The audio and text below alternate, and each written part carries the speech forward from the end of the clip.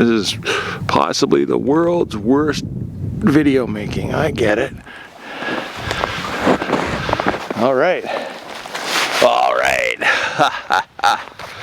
Okay. So, if you've been following along, then you know some stuff. My name's Bruce. This is my classroom in the forest. You know, I like to talk about people. I like to talk about things. And I like to talk about ideas. And if you haven't noticed, winter's set. And if you've really followed along, then you'll know that there's a goodly amount of snow here to the point where I have my snowshoes on, or as they say in French, my raquette.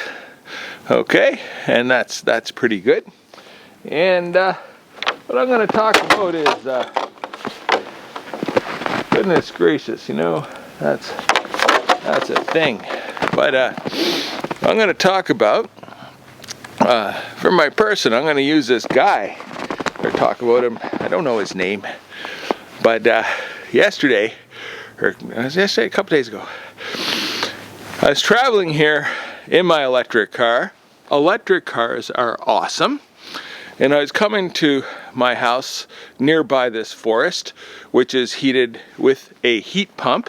Heat pumps are awesome.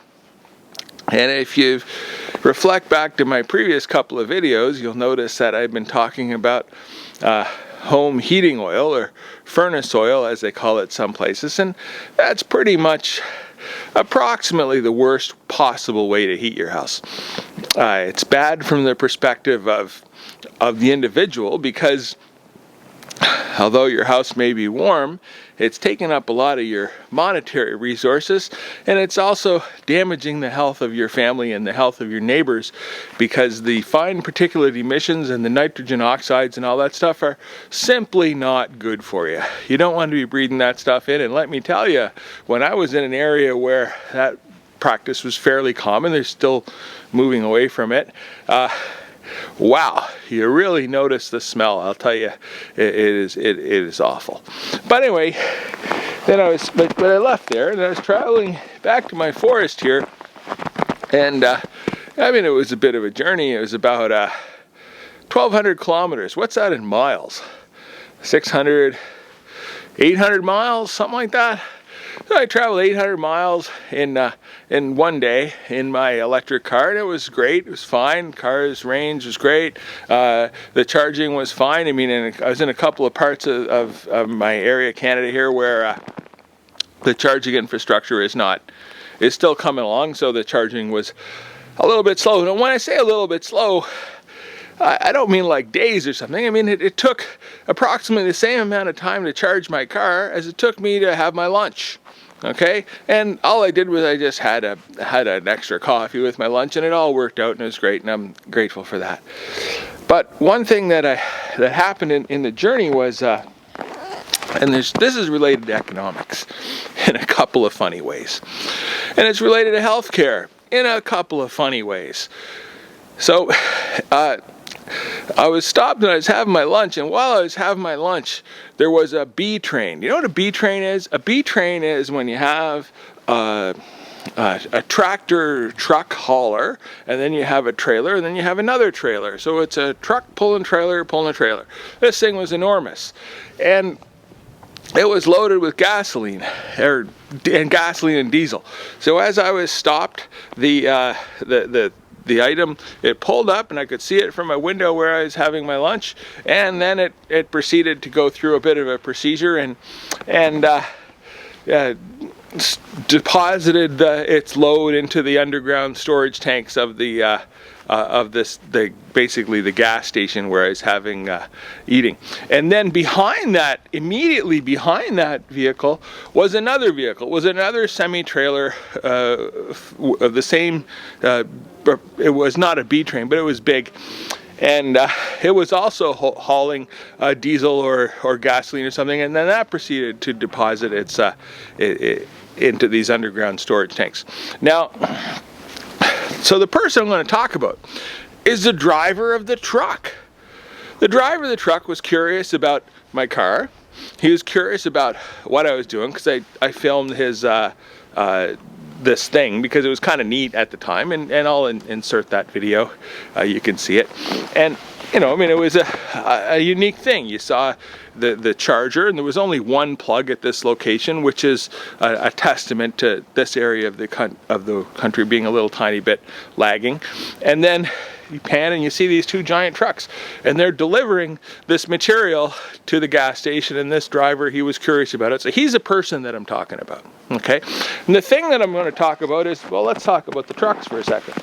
Now, in the province of Quebec, there are approximately 200,000 electric vehicles on the road. Okay, I'm going to do my best to use my use my resource here. Oops, that didn't work out very well. Well, I'll try my best. Here. Okay, so this chalkboard is it's a little low for the moment, because actually the chalkboard's the same height, but the snow, it just gets higher and higher and higher. And this amount of snow is a manifestation of climate change. So it's more and more and more. Okay. So you got 200,000 electric cars on the road presently, approximately, in the province of Quebec.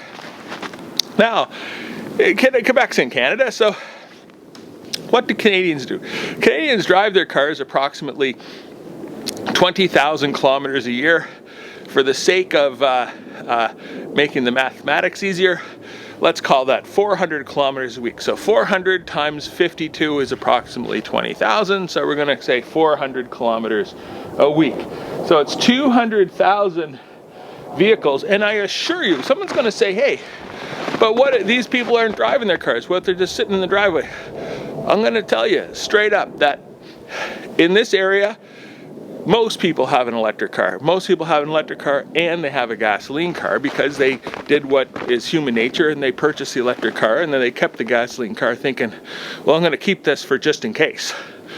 Well, 0% of those people drive their gasoline car. It just doesn't happen, because once you have your electric car, you're finished. You realize that, hey, this works perfectly for my life, and you wind up being very happy.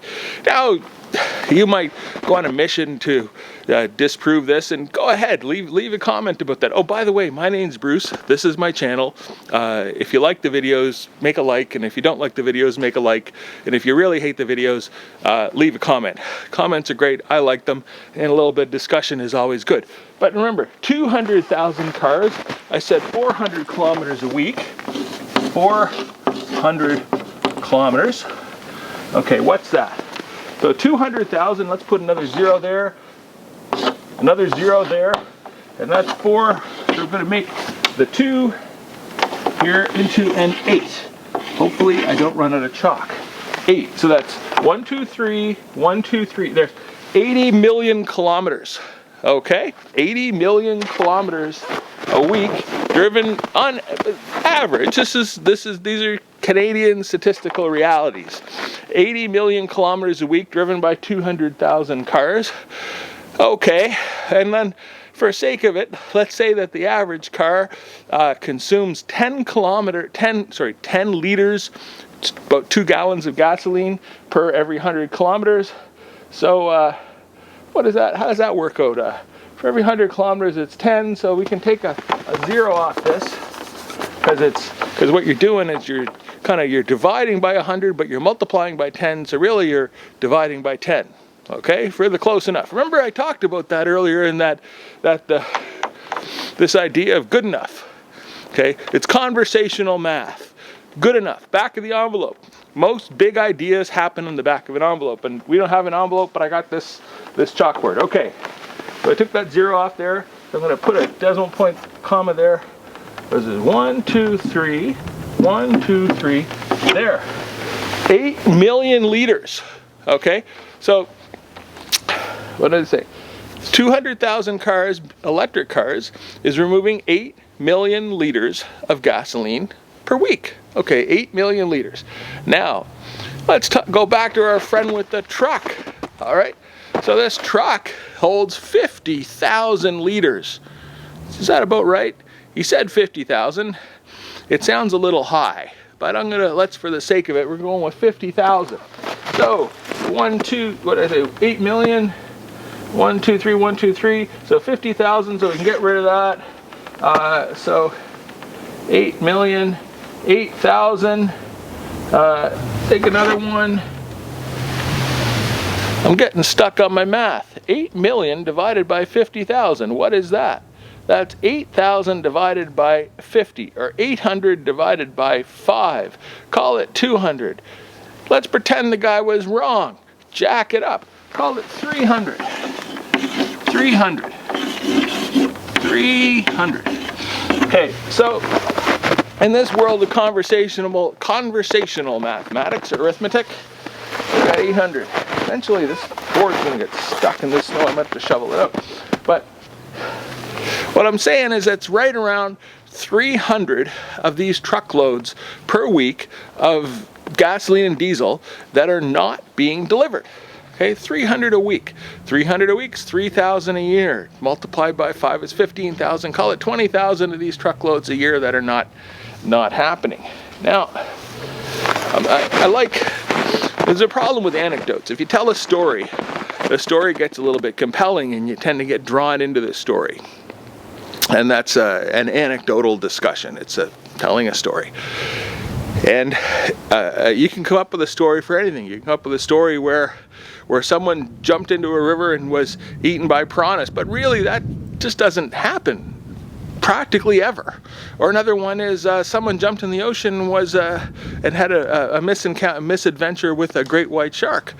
That doesn't happen. I mean, it happens, but it happens so infrequently that it's not something you should ever worry about.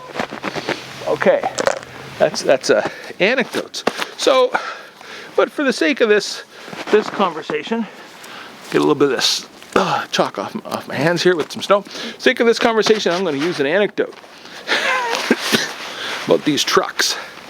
Okay, so first of all, the trucks driving on the road do a tremendous amount of damage. That's not an anecdote. One of these trucks does the same amount of wear and tear on the road of about maybe 400,000 normal passenger cars. And that sounds like a huge, insane number, but it's about approximately correct.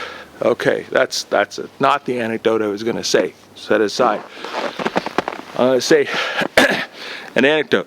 North of Toronto, on a highway that leads north of Toronto, a couple of years ago, it was an evening with limited visibility, and there was a lot of traffic, a lot of cars on the road because it's north of Toronto. Toronto is Canada's major city. Trust me, you think there's a lot of highways in Los Angeles? Try Toronto. There's a lot. So anyway, people traveling. There was a stoppage on the highway for whatever reason. There was a minor fender bender or something that stopped. Then stopped behind the stoppage was I think what's called a car carrier. It was one of these rigs that carry vehicles. You can to dealerships. Say you put about 12 cars on them, and then they have racks that go zoo, zoo, up down by hydraulics. That was kind of cool. But this one happened to be empty. So the racks were on a slant, on an angle. Okay, the racks. I could draw a picture, but I dropped my chalk. Okay, the racks were on an angle.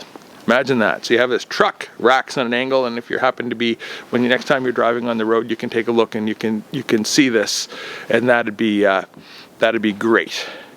The racks are on an angle, and so then behind the next vehicle to come along at, I must say, a high rate of speed. Let's say it was approximately 120 kilometers per hour, which is a kind of a normal rate of speed on this road.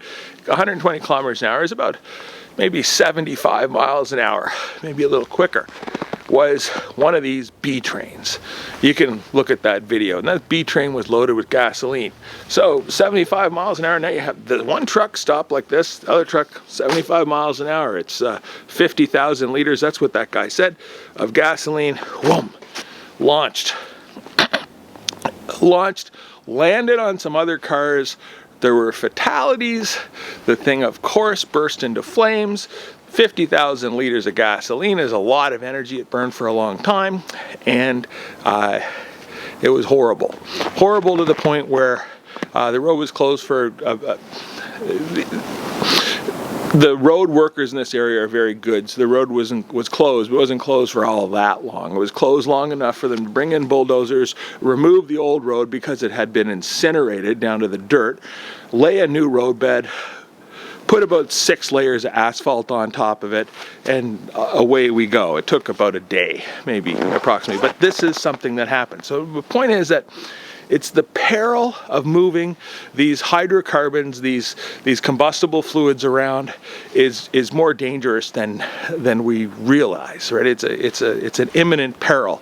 Okay, so we've seen already, and if you're my previous videos, we've seen a ship load of basically furnace oil and gasoline. We've seen the tank area where this is for a very a small area. It's for a place that has a population of about 50,000 people.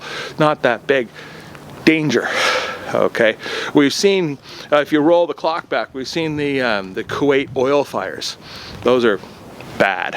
Okay, anyway, this is my discussion about moving hydrocarbon to the customers. It goes from the ground to the customers. I can explain that in an outrageous level of detail, but we'll skip it for now. Let's just say it's not good. It's bad. Now, let's talk about moving electrons, because you want to move energy. You don't want the fuel. You want the energy. You want the utility. Remember, in these videos, we tend to talk about economics, this idea of utility. Utility is the function that you get from the thing, the usefulness. So you don't want the gasoline, you want to be able to go somewhere. You don't want the diesel, you want your items to be delivered. There's a replacement for this. The replacement is electricity. It works like a charm, let me tell you. And what it does not involve is fires, big giant awfulness. And then remember I talked about made a video, I talked about but people are going to say, yeah, but what about? Yeah, but what about? Well, as someone I've been at the sharp end of the petrochemical industry. I've been from the geologist exploring sort of a strategic approach to hunting for petrochemical, the geophysicist, which is kind of like the next level. It's a tactical application of geology, to what's called the engineers that study the reservoir behavior and pressure distributions and all this stuff, and the permeability of rock and the porosity of the rock. You know, permeability and porosity. We can talk about that at length. There, I've been with the drilling guys. I've been with the people that install the plumbing into the wells, which is violent and spectacular. I've been with the people that build the roads to get access to the wells, which is more disruptive than you would ever possibly imagine. I have seen the economics firsthand of not really economics, it's the business cases for whether or not we should drill, or a firm should drill. And one example is they were drilling wells that cost $20 million a go, and an acceptable success rate was 5%. Okay, so you're going to spend $20 million, 20 times is $400 million, and your definition of success is if it works once. Okay, I've seen all this in more up close than perhaps some people might wish to, and I can compare and contrast that with electricity generation, and I assure you that electricity generation is far less disruptive and far less violent than the petrochemical industry. Now, another version of the yabed is people are going to say, well, what about the mining of the materials to get the batteries for the cars? Well, I'm going to tell you straight up, the mining of the materials to get the batteries for the cars is effectively, that disruption on the environment is, in a real sense, is approaching zero compared to the disruption of the pursuit of petrochemicals. Now, this is me, right? My name's Bruce. This is my channel. I forgot to. Sometimes I tend to go a little long, I know. Okay, but I'm telling you, I'm here in the great wilderness of the world, and it's pretty spectacular. We got snow. If you've been following the videos, then you get a bit of a sense of how deep the snow is, and it's getting deeper. How high is the water? Oh, it's 20 feet and rising. Anyway, so if you like the videos, give me a like.